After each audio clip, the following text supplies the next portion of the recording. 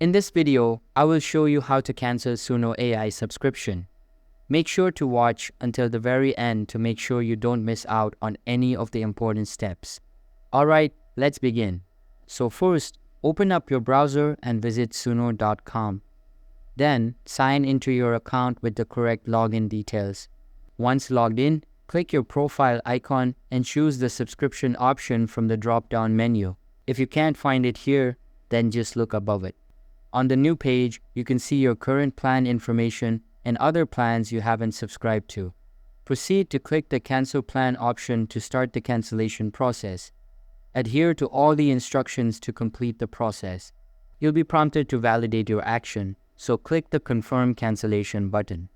Alternatively, on the Plans page, tap the Contact Us option. Write an email to Suno requesting them to cancel your subscription and then send it. And that's it, you're done.